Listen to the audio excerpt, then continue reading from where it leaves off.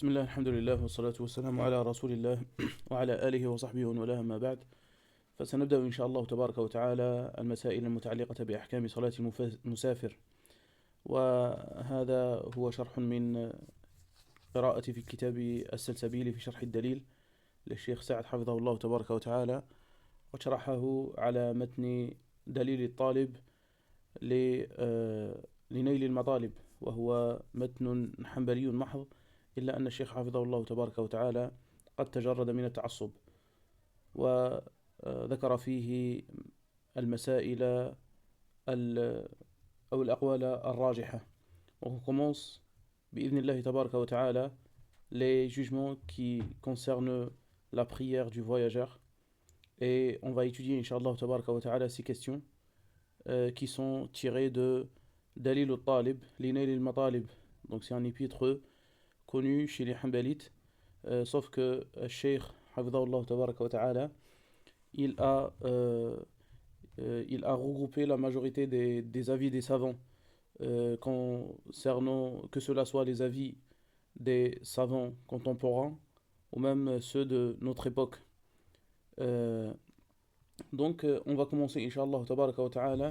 Il dit Hafidahullah tabaraka wa ta'ala, comme introduction de la définition de safar, le voyage. Donc il dit as-safaru fil lughati huwa mufaraqatu mahall al-iqama. Donc as-safar dans la langue arabe, c'est la séparation, c'est le fait de se séparer de son endroit de résidence. As-safar dans la langue arabe, le voyage, signifie le fait de se séparer de son endroit de résidence. وسمي بذلك لأن الإنسان يسفر بذلك عن نفسه. Donc on a nommé as-safar ainsi car l'homme yusfiru bidhalika an nafsih, il se met en apparence, ça veut dire on le voit, il sort de sa maison. Donc yusfiru bidhalika an nafsih, il se met en apparence pendant qu'il était dans sa maison caché. Donc raison pour laquelle on l'a nommé as-safar, ومنه قول الله تبارك وتعالى والصبح إذا أسفر, conformément à la parole d'Allah subhanahu wa ta'ala lorsqu'il dit dans Surat al-Mudaththir verset 34 والصبح إذا أسفر, par l'aurore qui se découvre, يعني إذا تبين وظهر, lorsque le subh se découvert, lorsque se met en apparence, donc on l'appelle asfara as-subh. Et pareil, on a nommé as-safar car l'homme se voit, il sort de sa maison, sachant que la maison c'est un endroit où l'homme se met à l'intérieur, ça veut dire il ne se met pas en vision. وقيل إنما سمي السفر سفرا لأنه يسفر عن أخلاق الرجال. Donc également il a été dit que safar, il a été nommé par safar car il fait apparaître le comportement des gens. Donc safar, il fait apparaître la moralité des gens, leur bon comportement ou leur mauvais comportement. يعني يبينها ويوضحها. فإن كثيرا من الناس لا تعرف أخلاقه ولا سيرته إلا بالسفر معه. Et c'est vrai, il dit que beaucoup de gens, on ne connaît pas. Donc il dit, beaucoup de gens, on ne connaît pas leur comportement, on ne connaît pas leur attitude qu'à travers le voyage. Raison pour laquelle on l'a nommé as-safar. As-safar, il a été nommé par safar car il dévoile, il fait découvrir le comportement des gens. Et il dit, raison pour laquelle quand on découvre le bon comportement ou le mauvais comportement des gens pendant le voyage. وقد جاء عن خرشة بن الحر قال شهد رجل عند عمر بن الخطاب رضي الله عنه بشهادة.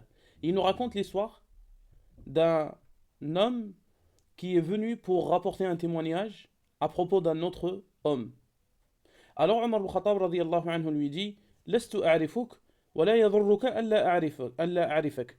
لست أعرفك ولا يضرك ألا أعرفك. Donc il lui a dit je ne te connais pas, parlant de cet homme qui venait rapporter le témoignage. Il dit je ne te connais pas il ne te nuit en rien que je te connaisse pas. I'ti biman ya'rifuk. Amène-moi quelqu'un qui te connaît.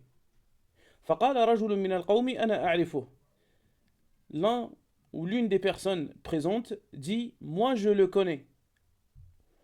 Alors il dit Omar ibn Khattab بأي شيء تعرفه. Que sais-tu de lui? Alors l'homme dit بالعدالة والفضل.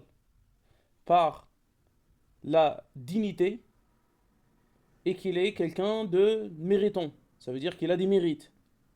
Omar ibn Khattab lui dit فهو جارك الأدنى الذي تعرف ليله ونهاره.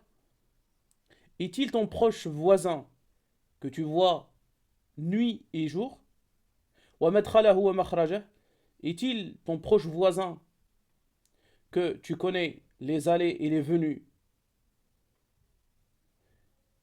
Il dit l'homme non. Il dit Omar ibn Khattab فمعاملك أو فمعاملك بالدينار والدرهم اللذين بهما يستدل على الورع. Il lui a dit est-ce que tu as effectué des transactions avec lui, avec le dinar et le dirham, à travers lesquelles, ça veut dire les transactions, on connaît al-wara' de l'homme, on connaît la piété de l'homme et sa crainte d'Allah subhanahu wa ta'ala? L'homme dit non. Il dit فَرَفِيقُكَ فِي السَّفَرِ الَّذِي يُسْتَدَلُّ بِهِ عَلَى مَكَارِمِ الْأَخْلَاقِ. T'accompagne-t-il alors durant les voyages que sont les meilleurs moyens pour découvrir les nobles caractères de la personne? L'homme dit non. Alors Omar ibn Khattab radiyallahu anhu lui dit alors tu ne le connais pas. Et il dit à celui qui est venu rapporter le témoignage, lui a dit ramène-moi quelqu'un qui te connaît réellement. Donc parmi les moyens et les preuves qui montrent qu'on connaît la personne ou pas, il y a le fait de voyager avec elle. Et raison pour laquelle on a nommé As-Safar par Safar, car il fait découvrir la réalité des gens, leur vrai visage. Il dit فالسفر يبين أخلاق الرجال ومعادن الناس فكم من إنسان تراه ولا تعرفه عن أخلاقه ومعاملته حتى تسافر معه. Il dit car Safar, donc il dit Cheikh Hafidahullah, Safar, il fait montrer la bonne moralité des gens, leur bon comportement ou leur mauvais comportement. Il fait dévoiler la réalité et leur visage. Combien de personnes tu vois, tu le connais de vue, une fois tu voyages avec lui, alors tu connais réellement sa réalité et son vrai visage. ولا سيما في الزمن الماضي لما كان السفر على الإبل والرواحل.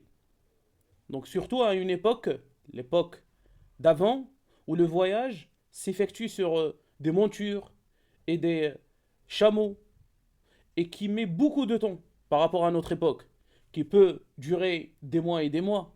Et dans ce cas-là, on connaît réellement le bon comportement des gens et leur vrai visage et leur réalité. ولكن في وقتنا الحاضر ربما لا يتحقق مثل هذا كما كان عليه الأمر في السابق.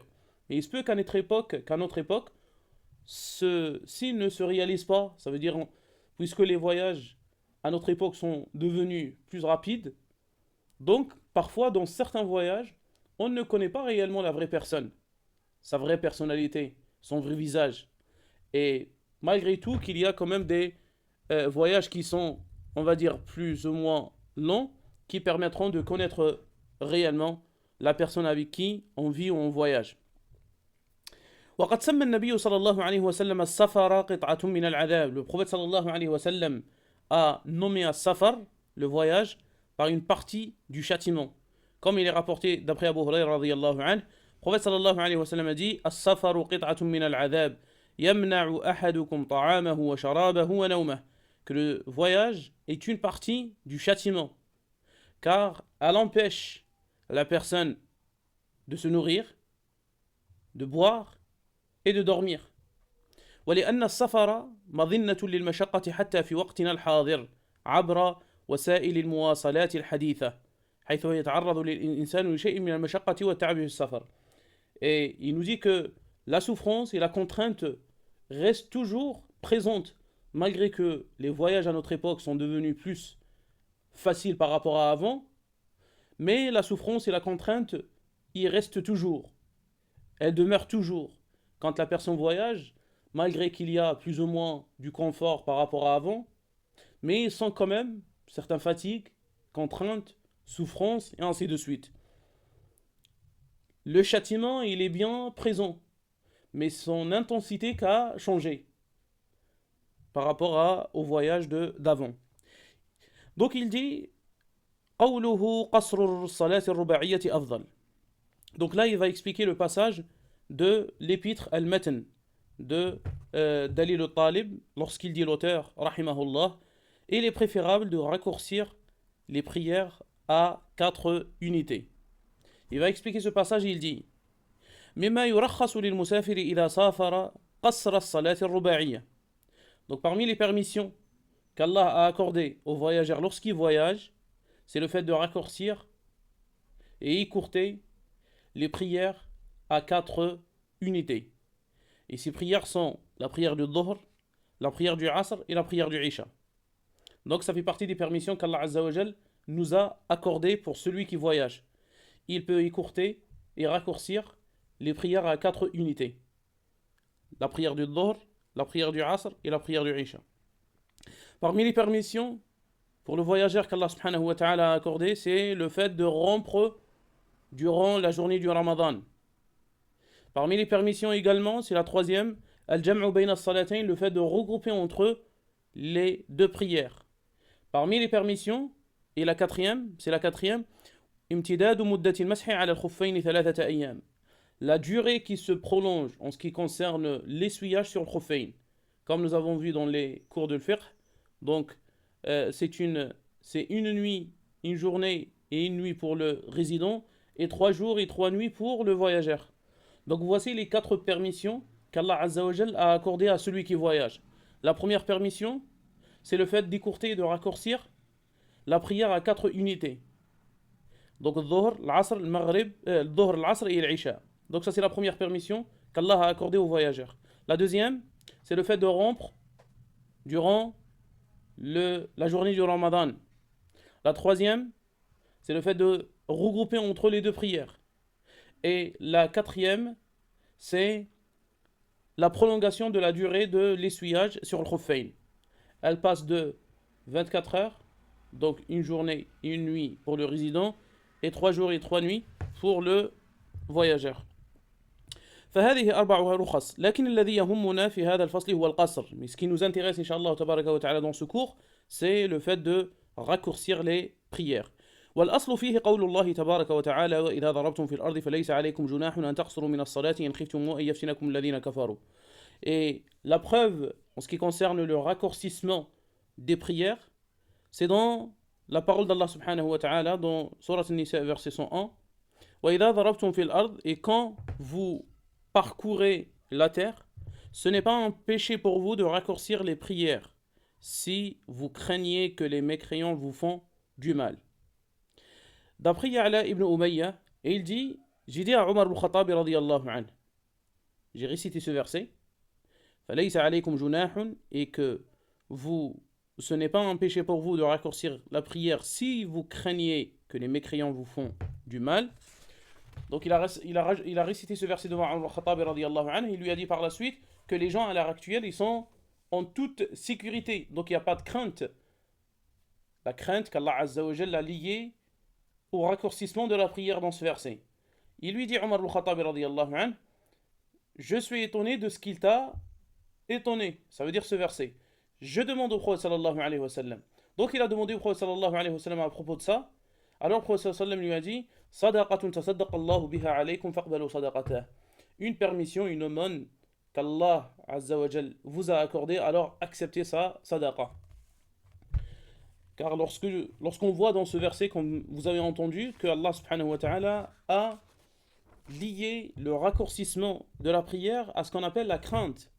Car Allah subhanahu wa ta'ala dit وَإِذَا ضَرَبْتُمْ فِي الْأَرْضِ, et quand vous parcourez la terre, ce n'est pas un péché pour vous de raccourcir la prière si vous craignez que les mécréants vous font du mal.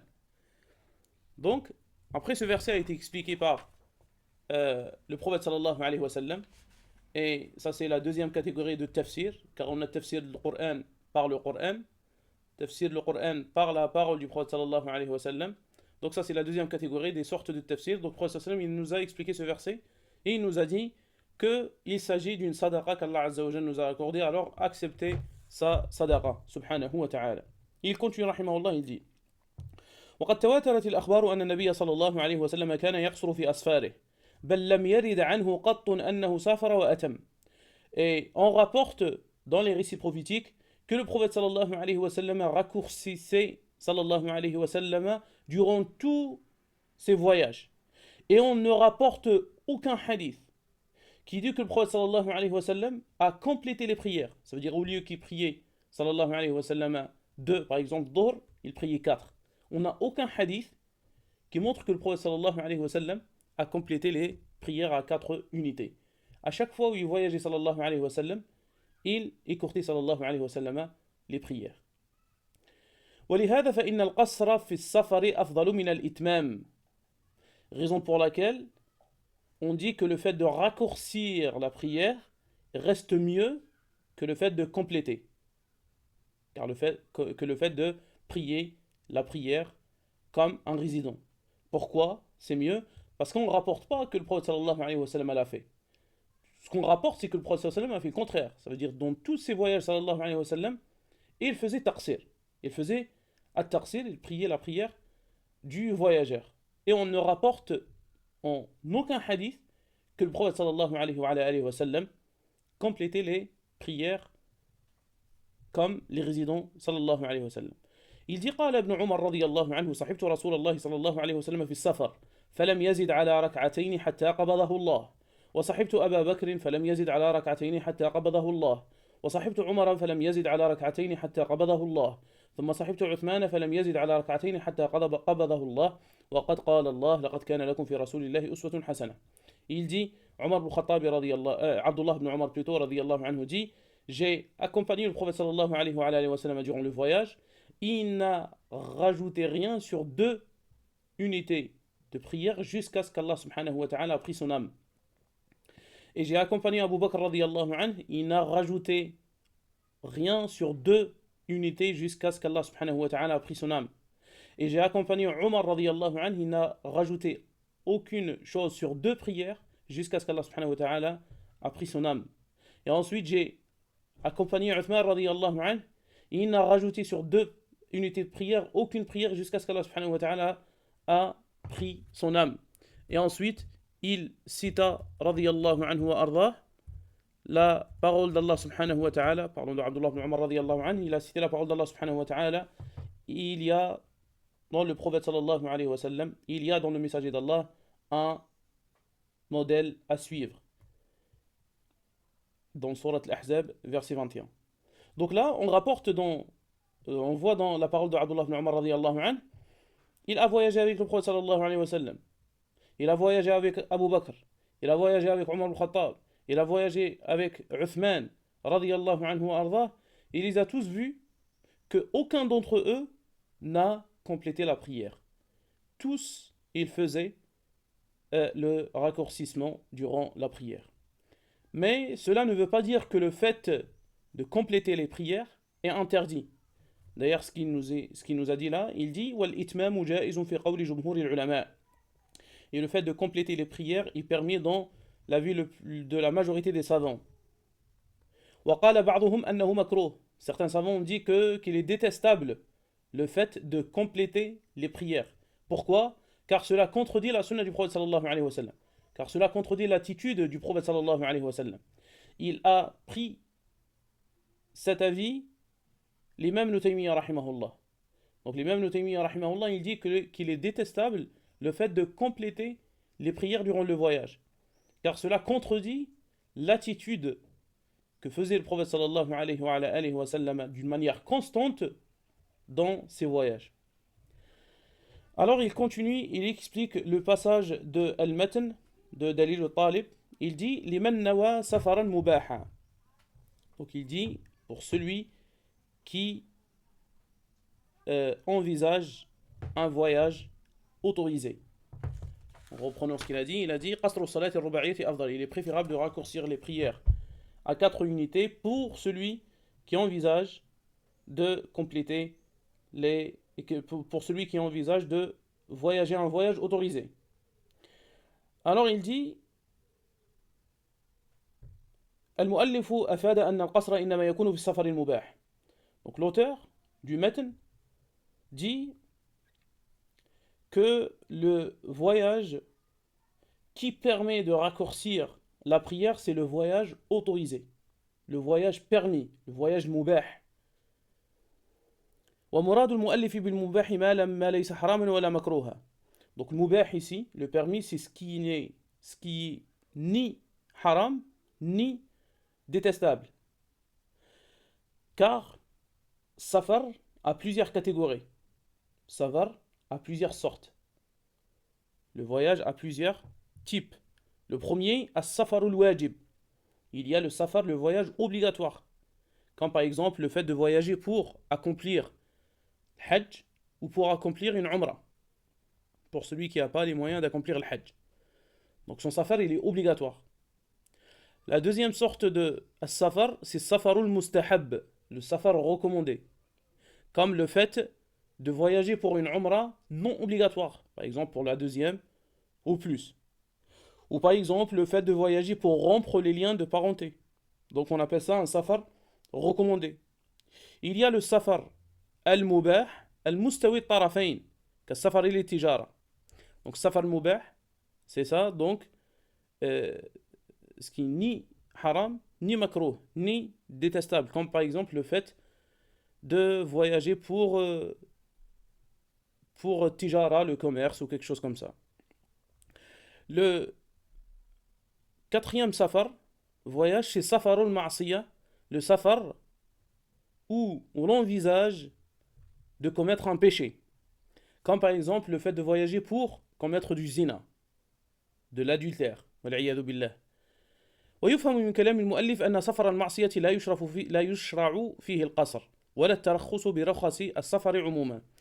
Donc l'auteur du matn, il nous fait comprendre que celui qui voyage pour un voyage durant lequel il envisage de commettre un péché, alors il ne profite d'aucune permission. Donc les permissions, les 4 permissions qu'on a citées précédemment. Il ne profite pas du raccourcissement de la prière. Il ne profite pas de le fait de rompre le jeûne du mois de la journée de Ramadan. Il ne profite non plus du regroupement de la prière. Et il ne profite pas de la prolongation du durée de al-mashu ala al-khuffayn, l'essuyage sur les khuffayn. Donc quiconque voyage et dans son voyage il envisage de commettre un péché, il n'est pas permis pour lui de profiter de ces permissions-là. Et il dit, Cheikh Hafidahullah, Cheikh Saad, il dit وهذه مسألة اختلف فيها العلماء على قولين. Les savants ont divergé sur ce point, ou cette question-là, sur 2 avis. Le premier avis, ذهب الجمهور من المالكية والشافعية والحنابلة إلى أن من سافر سفر معصية ليس له الترخص برخص السفر. Donc, le jumhur, l'avis du jumhur, la majorité des savants, les malikites, les shafi'ites et les hanbalites, ils disent que celui qui voyage, et il envisage dans son voyage de commettre un péché, il ne profite d'aucune permission. Conformément à la parole d'Allah subhanahu wa ta'ala lorsqu'il dit فَمَنِ اضْطُرَّ غَيْرَ بَاغٍ وَلَا عَادٍ فَلَا إِثْمَ عَلَيْهِ. Il n'y a pas de péché sur celui qui contrait, qui est dans une contrainte. وَلَا عَاد, sans toutefois abuser. Dans ce verset. Donc dans ce verset, Allah subhanahu wa ta'ala, dans Surat al-Ma'idah, il autorise le fait de manger la bête morte pour celui qui se trouve dans une contrainte, sans pour autant abuser. Et après il dit, si on prend ce verset, on fait ce qu'on appelle qiyas, l'analogie. Il dit que cela s'applique également sur le raccourcissement de la prière. Pourquoi ? Parce que les permissions qu'Allah subhanahu wa ta'ala nous a accordées a été légiféré pour aider à réaliser quelque chose autorisé. Ici, on si on dit que le voyageur qui envisage de commettre un péché peut profiter de ces permissions-là, alors c'est comme si on l'aide pour commettre ce péché-là. Et cela n'est pas permis. Donc ça c'est l'avis de Al-Jumhur, Al-Malikiyya, Al-Shafi'iyya et Al-Hanabila. L'autre avis, le deuxième, يشرع الترخص برخص السفر في كل سفر. Il est permis de profiter de l'ensemble des permissions pour tous les voyages, sans exception. Que cela soit un voyage obligatoire, ou un voyage recommandé, ou un voyage permis, ou un voyage interdit.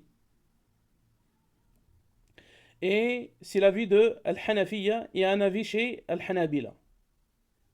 لعموم الأدلة الدالة على مشروعية الترخص برخص السفر من غير تفريق بين سفر وسفر.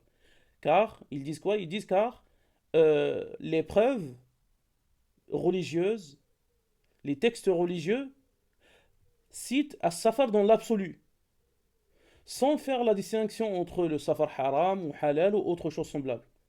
Car les preuves, ils citent le safar dans l'absolu. Ils disent وَلِأَنَّ صَلَاةَ الرَّكْعَتَيْنِ فِي السَّفَرِ هِيَ الْأَصْلُ فِي فَرَضِيَّةِ الصَّلَاةِ. Ils disent encore une autre preuve, c'est que à la base, les prières qui sont à 4 unités à l'heure actuelle étaient à 2 à la base.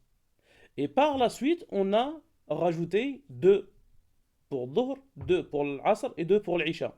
Car comme vous savez, avant qu'Allah subhanahu wa ta'ala a rendu obligatoire 4 unités de prière, Dhuhr et l'Asr et l'Isha, le prophète sallam et les compagnons radiyallahu anhum priaient 2 unités pour ces 3 prières-là. Et par la suite, Allah subhanahu wa ta'ala a rajouté 2 unités à chacune.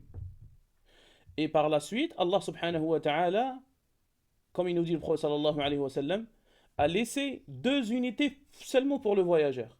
Mais pour le résident, on a rajouté 2. Donc ils disent que revenons à la base, et on dit que à la base c'est 2 unités, et on a rajouté par la suite 2 autres qui va faire, ce qui fait 4 pour chaque prière. Et Cheikh Saad il dit, ça c'est l'avis le plus juste, et c'est l'avis de l'imam Ibn Taymiyyah rahimahullah, Ibn Qayyim rahimahullah. Donc voici la divergence qui se trouve entre les savants à propos de ce point. Est-ce qu'il est autorisé pour nous de profiter de la permission, ou plutôt des permissions du voyageur si on envisage de commettre un péché? Donc vous avez entendu les 2 avis. Il y a l'avis de Al-Jumhur, Al-Malikiyya, Al-Shafi'iyya et Al-Hanabila, qui disent qu'il n'est pas permis de profiter de ces permissions-là si la personne envisage de commettre un péché.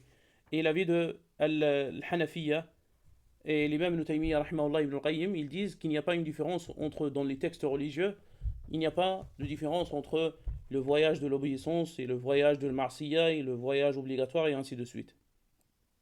Donc on continue inshallah tabaraka wa ta'ala, c'est le dernier point et avec ça on va terminer inshallah. Donc il dit قوله لمحل معين لمحل معين. Donc là, il va expliquer le passage où il dit, l'auteur rahimahullah, donc on a dit qu'il est préférable de raccourcir les 4 prières, ou plutôt les prières à 4 unités, pour celui qui envisage de voyager un voyage permis vers une destination particulière, ou plutôt spécifiée. Donc là, il va expliquer ce passage où il dit vers une destination particulière, ou vers une destination déterminée. Il dit أي لا بد أن يقصد المسافر موضعا معينا. Donc le voyageur plutôt, il est dans l'obligation, pour qu'il profite de cette permission-là, de déterminer un endroit précis. Si par exemple il dit فإن خرج هائما أو ضائعا لا يدري أين يتجه فليس له أن يترخص برخص السفر لأنه لم ينوي السفر. S'il sort juste pour sortir, il dit je vais y aller demain, je ne sais pas où je vais aller, je vais sortir et après je vais voir. Donc il ne peut profiter de cette permission-là jusqu'à ce qu'il détermine un voyage, jusqu'à ce qu'il détermine un endroit envers lequel il voyage. Sinon, il ne va pas avoir l'intention du voyage. Ici, il n'a pas l'intention, il ne peut pas profiter de ces permissions-là. On s'arrête, Inch'Allah tabaraka wa ta'ala, sur ce point. Et on continuera, Inch'Allah tabaraka wa ta'ala, dans les prochains cours. هذا والله أعلم سبحانك اللهم وبحمدك أشهد أن لا إله إلا أنت أستغفرك وأتوب إليك السلام عليكم ورحمة الله وبركاته